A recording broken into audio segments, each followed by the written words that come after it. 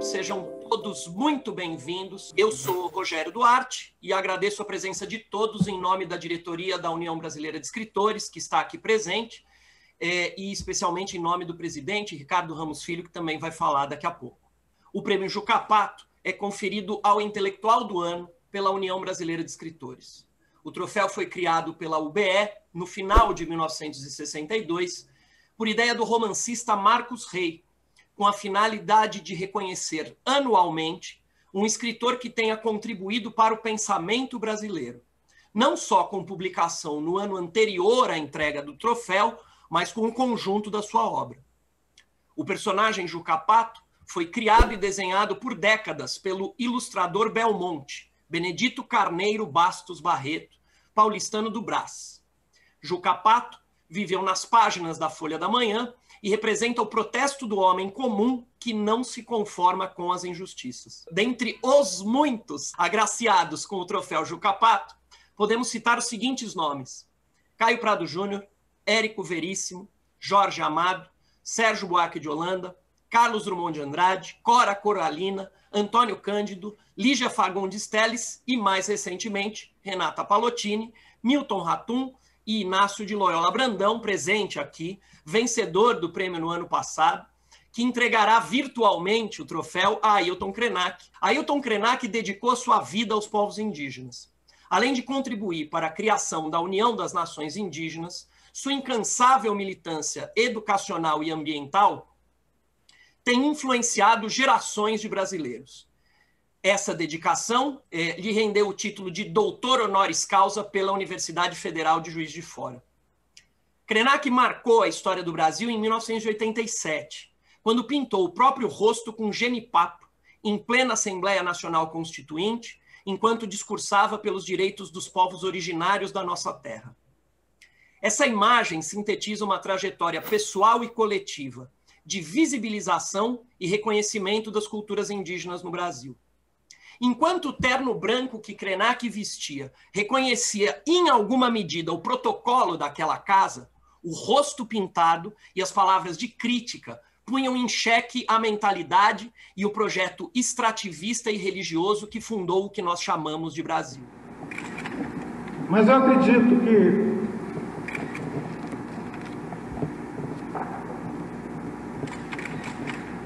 os senhores não poderão ficar omissos, os senhores não terão como ficar alheios a mais essa agressão movida pelo poder econômico, pela ganância,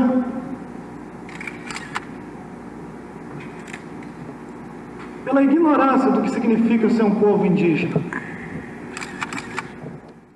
O sentido profundo da obra, das entrevistas e, sobretudo, das ações de Krenak é precisamente este: o sentido de questionar e renovar de maneira radical a inconsciência confortável dos descendentes daquele projeto colonial violento, silenciador e expoliador. Krenak nos ensina que a experiência coletiva dos povos indígenas vê na natureza não um recurso a explorar. Para os Krenak, o Rio Doce é Vatu, avô, uma pessoa, não um objeto a ser apropriado, mas uma parte de uma ancestralidade coletiva. Ailton Krenak ocupa o lugar de mediador entre esses dois mundos, essas culturas tão diferentes, e tem dedicado a sua vida a mostrar que a memória dos seus ancestrais é muito mais rica do que o acúmulo de riquezas e propriedades individuais. A UBS se orgulha de entregar a Ailton Krenak o troféu de intelectual do ano de 2020, ano em que se intensificaram explicitamente as ações brutais daquela mentalidade colonial violenta e exploratória. Ano em que atingimos de maneira global o limite da sociedade de consumo. Ano em que ficou evidente que precisamos, mais do que nunca, das ideias de Krenak para adiar o fim do mundo. Passo agora a palavra a Ricardo Ramos Filho, presidente da União Brasileira de Escritores. Boa noite a todos, todas e todos. É com muita alegria que compareço diante de vocês hoje ao lado de tantos amigos, para testemunhar, em nome da União Brasileira de Escritores, UBE, a entrega do prêmio Juca Pato 2020 ao nosso querido Ailton Krenak. A honraria confere-lhe o título de intelectual do ano de 2020. O momento vigente tem sido dos mais tristes de que se tem notícia. Tivemos que aprender uma nova maneira de viver. E o novo é sempre difícil, pouco natural. O ser humano costuma preferir a inércia. Não foi possível, contudo, escapar ao inacreditável. O mundo pandêmico e distópico em que mergulhamos nos aprisionou dentro de casa. Aprendemos a nos cumprimentar de longe, encostando cotovelos, guardar distância social, respirar sobre máscaras, passamos a nos higienizar com álcool gel obsessivamente.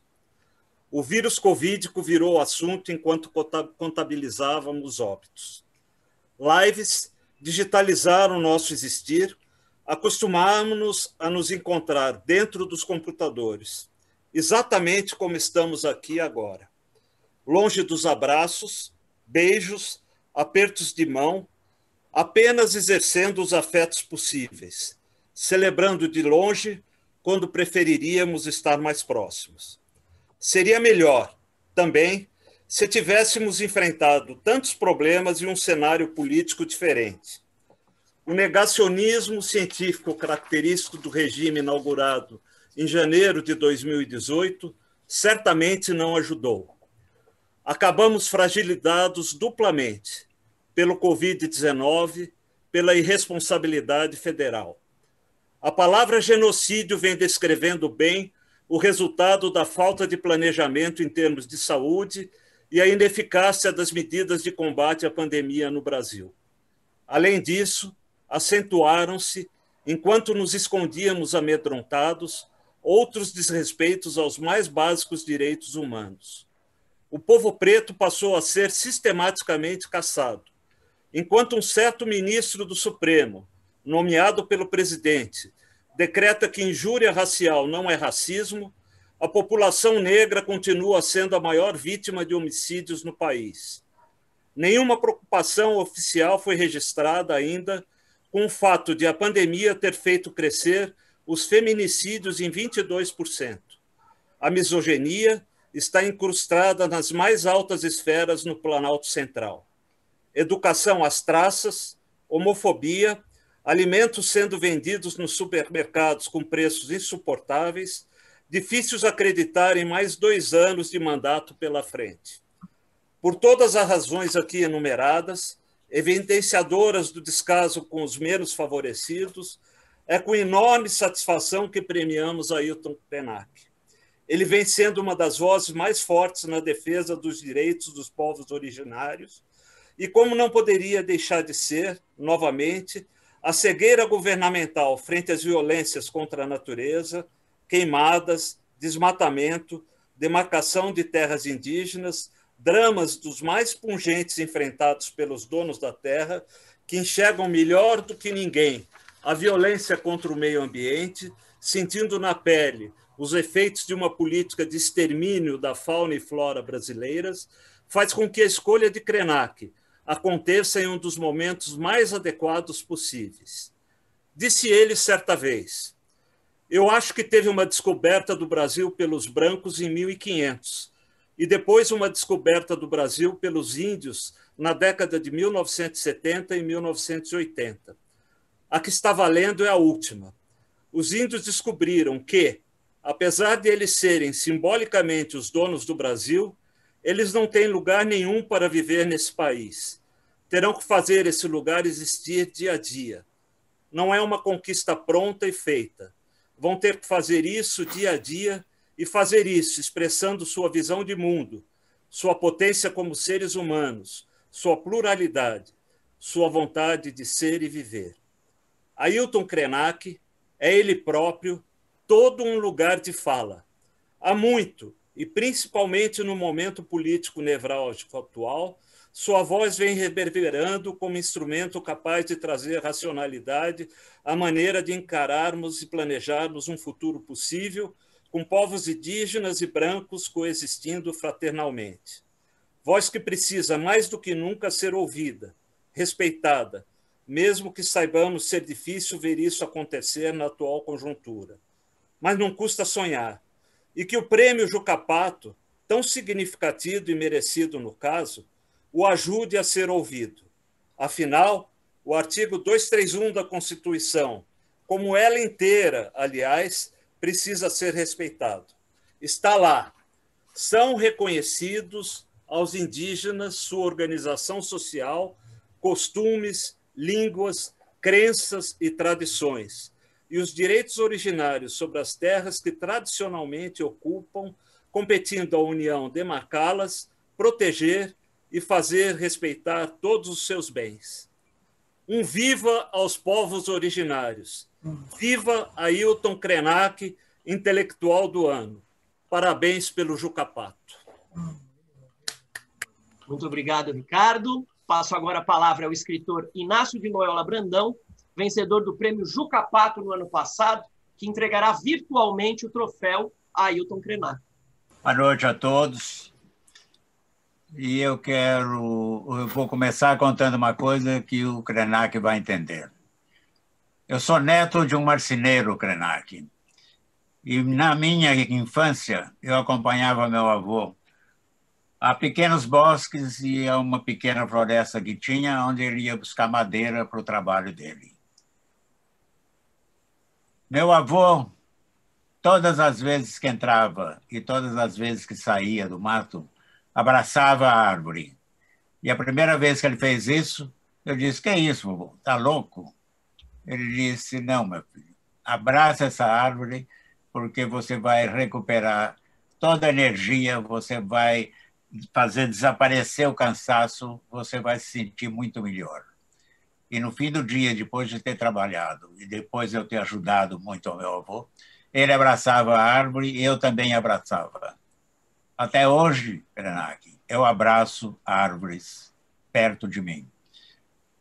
O abraçar árvores está no meu livro Não Verás País Nenhum, está em um conto de uma antologia que foi publicada e vai ser publicada agora pela Biblioteca Mário de Andrade, que se chama A Última Árvore.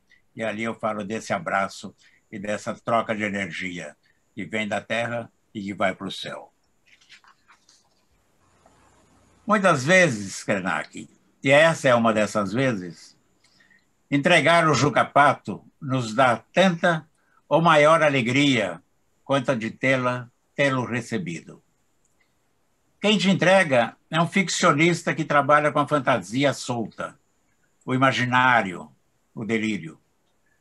Sou um visionário, um documentarista do futuro do Brasil. Desse Brasil de amanhã que a gente não sabe o que vai ser. Se ele continuar a ser desprezado como é hoje pelos seus governantes. Deixem passar a boiada, dizem eles. Nós temos que impedir o passamento da boiada, porque será muito ruim.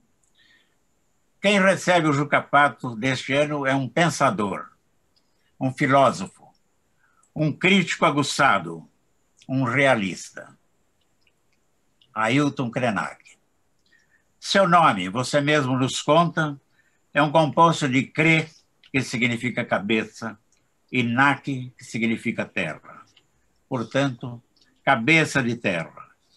Você mesmo explica, Krenak, que Krenak é a herança que recebemos de nossos antepassados, das nossas memórias de origem, que nos identificam como cabeça da terra, como uma humanidade que não consegue se conceber sem essa conexão, sem essa profunda comunhão com a terra. Sua visão do Brasil, se tudo continuar como está, é a mesma minha.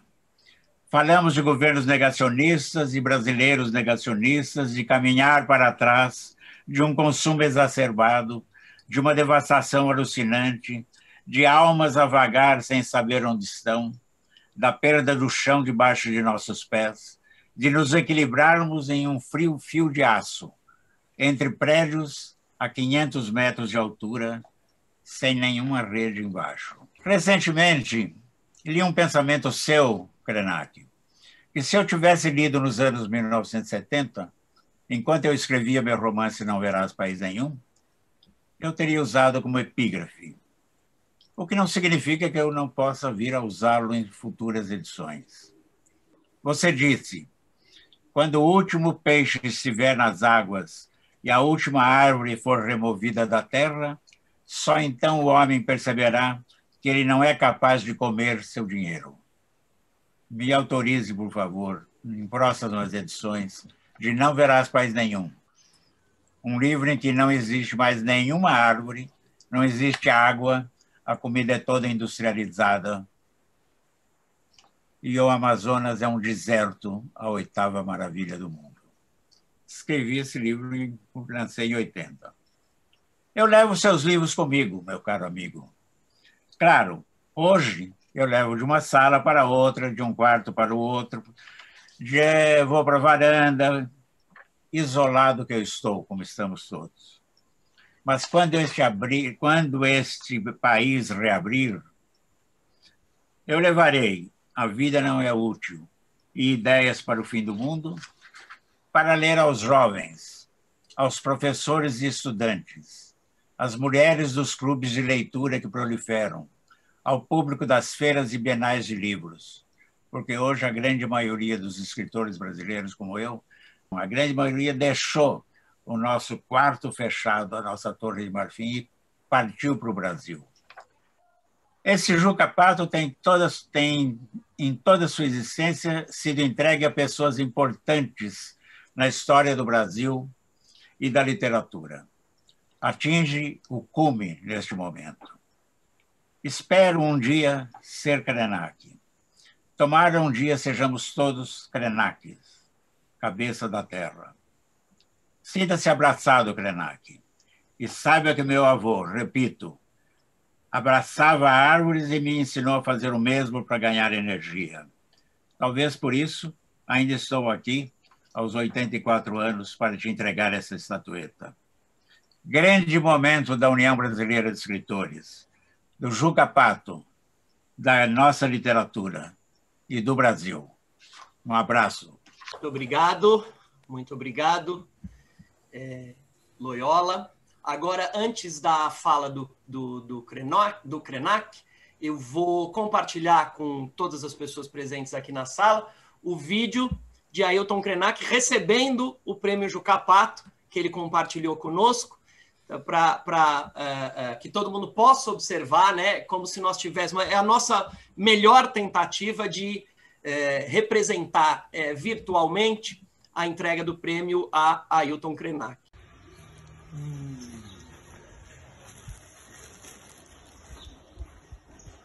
Olha que temos aqui.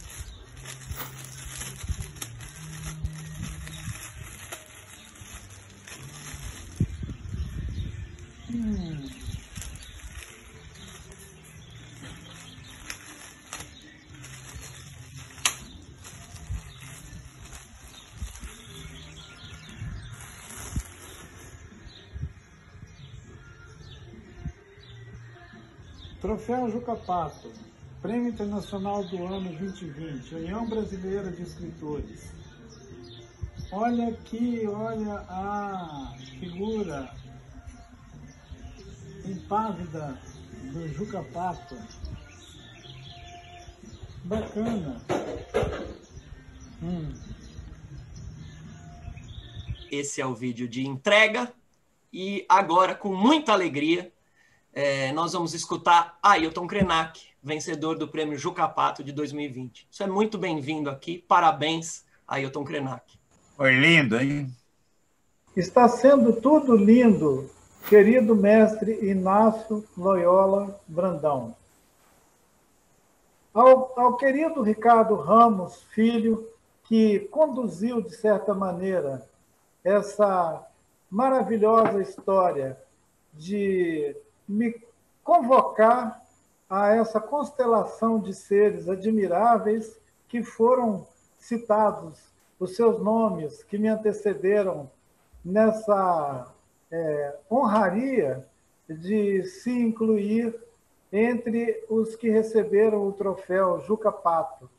Eu fico em estado de graça com a possibilidade de integrar uma constelação de seres, de pessoas, de seres humanos que fizeram sentido no meio dessa nossa sociedade brasileira com suas vozes.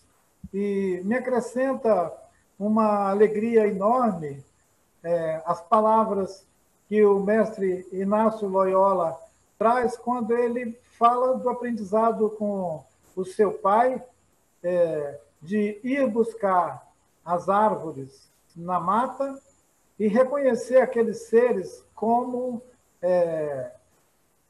merecedores, óbvio, de abraço e de reconhecimentos. Essa extensão desse lugar de seres humanos aos outros seres, a todos os outros seres que coabitam a vida junto conosco, é uma dádiva maravilhosa. E tomara que mais pessoas, muito mais pessoas, possam ter essas memórias aprendidas com seus pais, com seus avós, aprendidas de casa. E isso reafirma uma orientação que sempre me guiou, que tudo o que nós podemos aprender, e na verdade está contido nesse ínfimo ambiente da nossa convivência com os nossos pais, com os nossos avós, com os nossos tios, com essa constelação de pessoas que formam as nossas famílias. E quando nós temos a possibilidade de viver décadas junto com essas pessoas que são os nossos formadores, que se constituem nisso que é a corrente dos nossos ancestrais, isso dá um sentido transcendente à vida, ao cotidiano e à nossa experiência de interação com outras pessoas, porque sempre uma outra pessoa será em um sentido radical de alteridade, de identidade e que nos exige o respeito que nos move a abraçar uma árvore. Você não pode mentir para uma árvore. Quem já comungou com árvores sabe que não tem mentira com uma árvore. Então, não é possível abraçar de fingimento. Você não pode abraçar uma árvore como se você estivesse fazendo uma negociata. Nós temos assistido a um tempo em que os abraços poderiam ser chamados todos de abraço de tamanduá. Quem já observou, percebe que um abraço de tamanduá costuma, se não matar o sujeito, aleja. Então, evitem abraços de tamanduá. Nós andamos ressentidos desse tempo de confinamento, dessa espécie de apartheid que nós nos impomos para não nos expor ao contágio de uma enfermidade que eufemisticamente chamam de pandemia. É muito interessante chamarem de pandemia uma doença, uma enfermidade, porque isso pode ser uma maneira de você sublimar a tragédia que nós estamos metidos nela e dar a impressão de que nós estamos numa espécie assim de guerra nas estrelas. A gente pode transformar um fato real numa simbologia, numa coisa fictícia. E é isso que tem feito milhares de pessoas ir para a praia, achando que basta tomar uma decisão pessoal e ir tomar cerveja no Leblon, ou lotar uma praia, seja no Nordeste, no Rio de Janeiro, no Rio Grande do Sul, onde a mortandade volta, os hospitais se entopem, mas o negacionismo vence. Então, nesse convívio hipócrita de abraços de tamanduá, é melhor que a gente evite até o cumprimento de cotovelo, porque isso pode nos botar naquela condição que era muito cantada pelo Tom Jobim, né, pelo Vinícius de Moraes, que são aquelas pessoas que vivem com dor de cotovelo. Vivem com dor de cotovelo, talvez porque não conseguem, de verdade, abraçar uma árvore. Que ia exigir um movimento de se desfazer dessa hipocrisia do comprimento de cotovelo. Eu observei que as pessoas estão aderindo a isso como se nós fôssemos, assim, espartanos, ou qualquer coisa desse tipo. Por que não nos cumprimentamos, então, a maneira que alguém faz lá no Himalaia?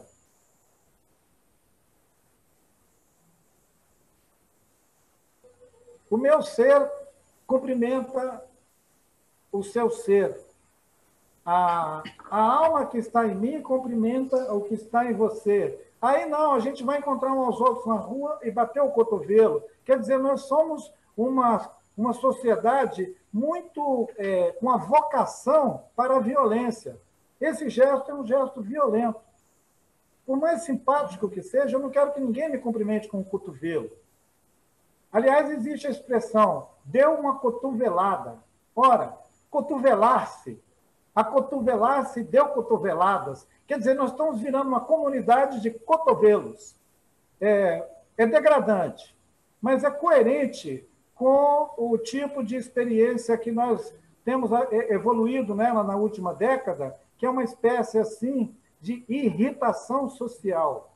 Antes da evitação social, que a Organização Mundial da Saúde nos propõe, ou nos impõe, existe uma outra, que é uma irritação social. E nós passamos por esses últimos 6, 8 anos da nossa vida social, quando não nos evitando, nos atacando. E passamos por uma fase extremamente irritada das nossas relações, onde fazer política, que deveria ser uma arte de convivência, se tornou uma arte da violência verbal e física. Eu nunca imaginei que fosse assistir nas ruas do nosso Brasil, no século XXI, pessoas espancando umas às outras porque usavam uma camisa vermelha. Eu vi um rapaz encantonado numa rua em São Paulo, ameaçado, e alguém gritando com ele, vai embora para Cuba. Isso foi há cerca de, talvez, 5, 6 anos atrás.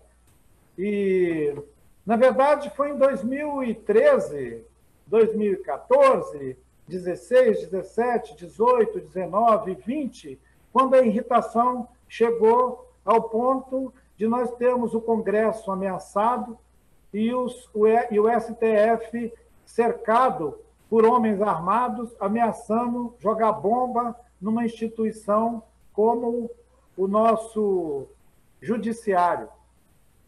Nós assistimos os brasileiros revelando a sua face mais fascista, mais violenta, nos pondo em igualdade com qualquer outra comunidade humana em relação à qual a gente tinha algum preconceito, que a gente dizia, afinal, nós somos brasileiros. E como a gente foi feito naquela mágica de juntar índios, negros e brancos, nós somos de natureza cordial. Nós somos, na verdade, homens e mulheres cordiais. E nessa cordialidade, nós fomos nos embalando de uma maneira tão falsa que acreditamos, sinceramente, que a gente podia ser melhor do que qualquer outro povo na face da Terra. Além de uma síndrome de fazer coisas grandes. Eu era jovem quando construíram aquela ponte Rio-Niterói. E era fantástico, porque era a maior ponte do mundo. E depois, quando nós fomos engolfados pela ideia de ocupar a Amazônia, A Transamazônica também era o maior empreendimento em floresta tropical do mundo. Então, a gente adora fazer as maiores coisas do mundo. E estamos vivendo agora uma experiência de ser igualado aos maiores ridículos do mundo. Nós estamos metidos numa encrenca onde a gente não consegue produzir socialmente sujeitos capazes de interpretar o tempo histórico que nós estamos vivendo e representar de maneira honesta, modesta, o interesse popular. Nós temos um monte de gente espertalhona que tomou a política de assalto, literalmente, como se assalta um banco ou qualquer outro tesouro, e nós estamos passando por um período daqueles em que o Tiago de Mello, que nós podemos lembrar aqui com carinho, o nosso querido Tiago de Mello, dizendo: faz escuro, mas eu canto. E esse faz escuro, mas eu canto, ele pode ser percebido não como uma constatação triste, negativa, onde o escuro prevalece e o canto fica ali escondido nas beiradas. Não! Esse faz escuro, mas eu canto, é um canto que tem o timbre das canções do Milton Nascimento, que tem aquele timbre do Bituca, quando ele se faz pássaro e põe todo mundo que está ouvindo para um estado de meditação, ou então de uma dança que não é só do corpo, que implica uma dança também do espírito, talvez uma dança daquelas que são feitas nos terreiros quando os índios dançam toré, porque eles estão fazendo gira, estão dançando o corpo e o espírito. Essa unidade corpo e espírito, essa pluralidade de mundos que nós podemos nos afetar, eles precisam estar presentes no nosso cotidiano, precisam iluminar o nosso cotidiano, para que mesmo quando estiver fazendo escuro, a gente seja capaz de cantar. Cantar um canto não de alento, um canto de promessas mal resolvidas, mas cantar a expressão da vida que bate. A vida bate e não tem jeito de acabar com ela. Mesmo que nos ofendam, mesmo que façam genocídios, mesmo que insistam na negação da verdade, dos direitos, os direitos e a verdade, eles vão prevalecer como expressão de vida, não como norma jurídica, não como a Declaração Universal dos Direitos Humanos, mas como uma potência que é a própria expressão da vida. Eu aprendi com os meus avós, com meu pai, com toda essa constelação que nós chamamos de nossos antepassados, nossos ancestrais, que a vida é um dom tão maravilhoso que a gente tem razão de cantar e celebrar ela todo dia. Todo dia. Mesmo que a gente tenha sofrido uma ofensa daquelas assim, inominável, a gente canta porque o dia é a extensão dessa experiência objetiva de estar vivo. É quando a gente sabe que está vivo. E essa experiência de estar vivo, afetada por outros seres, por outros sentidos, é maravilhoso. Compartilhar com vocês esse mosaico de retratinhos que aparece aqui na minha frente, que dá vontade de abraçar de verdade, não com o cotovelo, mas abraçar de coração essa constelação de seres das mais variadas idades. Que maravilha, 84 anos, o meu mestre que me honra com a transmissão desse rito, nesse rito, me honra muito, e eu vejo que tem alguns anciãos que estão nesse gradiente. No costume de muitas das nossas famílias tribais, a idade não é contada cronologicamente, nós somos contados por geração, faixas de idade. Então, todos os meninos de 4 até 7 anos de idade é a mesma geração. Todos os meninos de 7 até 11 de idade é a mesma geração. Esses grupos de idade, eles participam de ritos juntos. Então, eu acho que é para juntar muitos meninos e meninas que estão com 4 anos, 6 anos, para poder fazer um ritual de passagem, uma iniciação. Para mim, essa experiência que eu estou compartilhando com vocês é um rito de passagem. Eu estou passando daquela condição de contador de histórias que me deixa à vontade, porque eu me sinto um narrador, um contador de história, fico muito honrado quando se refere a mim dessa maneira. Então, é gratíssimo, Ricardo Ramos, por me referir como um desses contadores de história. Eu creio que foi também o Ricardo que se referiu a essa minha vinculação a uma tradição de narradores e que é a fonte desses livrinhos que ganharam vulto, que circulam por aí e que me honra muito compartilhar com vocês a experiência de habitar essa constelação de escritores.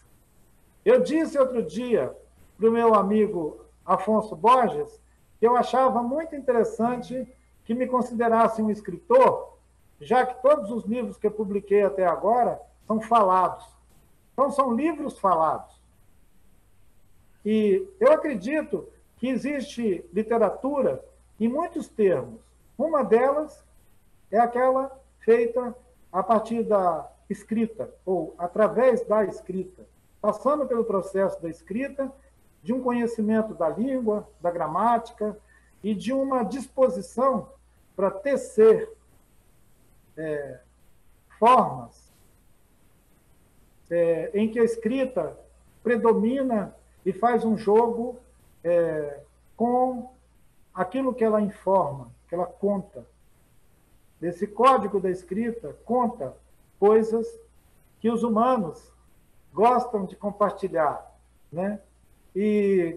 Mas existe uma literatura, e eu acredito que pode-se considerar que existe uma escrita que não é propriamente gráfica, que não é essa experiência que nós entramos em contato com ela na folha impressa, no livro, naquele que está impresso.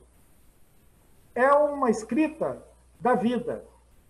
É uma escrita da vida, em que pessoas, seres humanos, inscrevem, ao longo da sua passagem por uma comunidade, por um país, por um lugar do mundo, uma história. Então, é uma escrita da vida. Ela não precisa propriamente estar impressa num papel, nem exposta numa biblioteca. Ela é a vida. Agora, recentemente, com a experiência do contágio, muitos anciãos morreram no meio do nosso povo.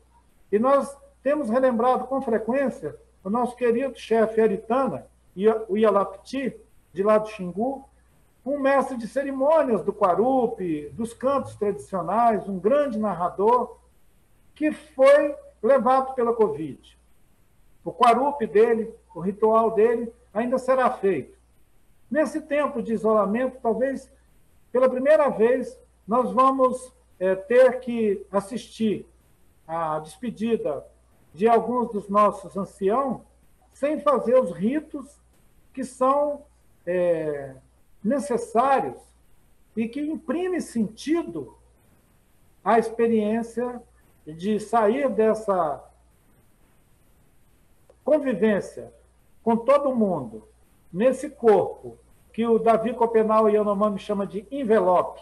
Sair desse envelope e encantar-se, tornar-se um ser encantado.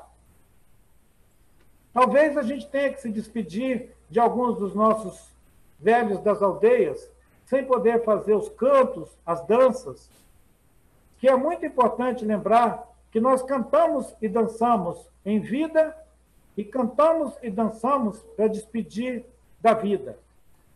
Nós saudamos a vida com a mesma integridade e com a mesma com entusiasmo que nós saudamos a passagem da vida.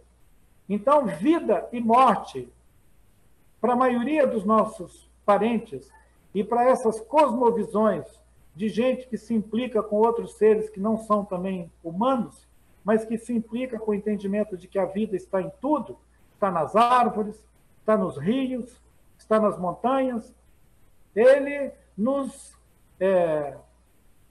acessa uma experiência de passar pela vida como um transe.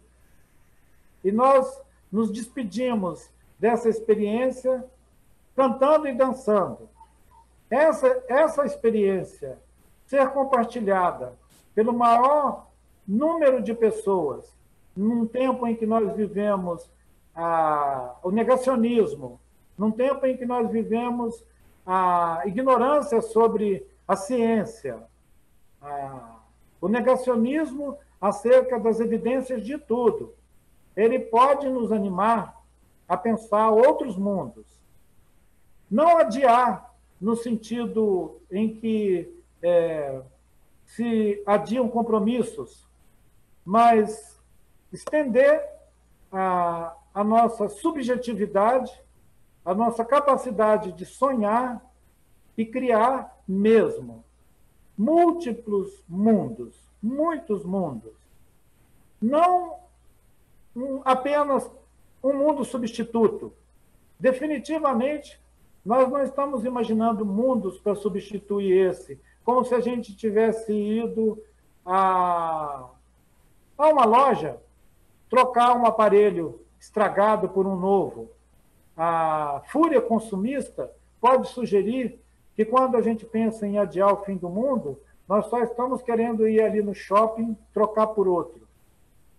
Seria um desastre e uma tristeza sair dessa suspensão em que nós estamos vivendo temporariamente para correr para comprar um mundo novo. Eu não tenho nenhum interesse no mundo novo. Eu tenho interesse em muitos mundos, mundos plurais, em mundos onde a ideia de estar vivo não implica exatamente em nenhuma mercadoria, não implica nem mesmo em uma contagem programática do tempo, em que a gente decide que nós estamos vivendo no século XXI, quando, na verdade, alguns de nós desconfiam que a gente pode estar andando pela Idade Média. Todas as obras que constituíram as biografias daqueles que me antecederam na situação de receber o troféu Juca Pato são luminosas e eu fico muito honrado e me sinto modestamente à vontade no meio de vocês, porque eu sei que são pessoas que também abraçam árvores. E isso me faz me sentir em casa. Gratidão por esse gesto tão bem-vindo de reconhecer que podemos ser um dia todos cabeça de terra. Além de abraçar a árvore, rolar na terra, abraçar a terra, fazer como os nossos parentes Guarani do Mato Grosso do Sul, que diante de uma discussão de que se eles eram daquela terra, eles simplesmente estendiam a mão, pegavam um punhado de terra no chão, botavam na boca e comiam como farinha. Com um sentimento de tanta familiaridade de pôr terra na boca e saber que aquela terra é vida, não essa terra calcinada pela hipocrisia e pela fantasia proprietária, né? Essa coisa fundiária. Nós estamos falando da Pachamama, da terra-mãe, de Gaia, de um outro ser, de um organismo vivo que nos faz ser vivo. Porque nós somos célula desse organismo maravilhoso. E é uma constatação tão maravilhosa, porque se você entende que você é célula desse organismo maravilhoso, significa que você já alcançou em algum termo a eternidade. a teoria da evolução sugere que nós somos um mix de tudo que já existiu. Se nós somos um mix de tudo que já existiu, isso é maravilhoso, porque a gente vai continuar existindo sempre na forma de uma lagarta, de uma borboleta, de uma árvore, de um papagaio. Quem sabe eu venha papagaio de novo na próxima encarnação. Obrigado, queridos.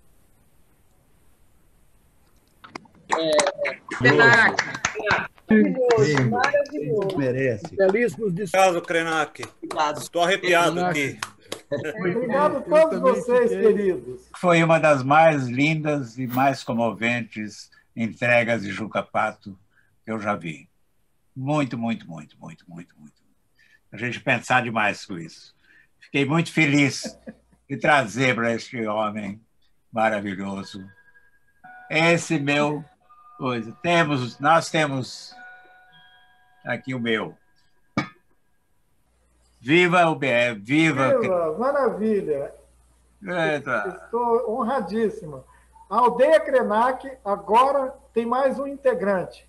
É o Juca Pato. Juca Pato. Maravilha. O Loyola sabe da emoção que eu tenho sempre em encontrá-lo. Loyola, eu me acostumei a ver menino na casa do meu pai, foi um grande amigo do meu pai.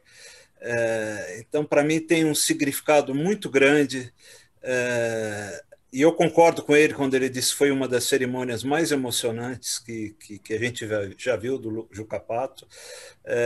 Eu estou muito emocionado de ver o Krenak receber esse prêmio e muito contente, Loyola, de que você tenha passado esse prêmio para ele. Eu vejo aqui duas pessoas por quem eu tenho enorme admiração, enorme carinho. E, Krenak, estou até arrepiado até agora pelas coisas que você falou. Você é meu irmão, você é meu amigo. Eu quero seguir pela vida tendo esses encontros com você sempre que possível. Um beijo grande. Maravilha, queridos. A todos vocês, uma alegria de quintal estar com vocês. Nós é que agradecemos, Ailton Krenak. Ano que vem, você vai passar esse troféu para o próximo ganhador, né? Então, já está. Lembre-se de que no ano que vem nós nos encontramos novamente.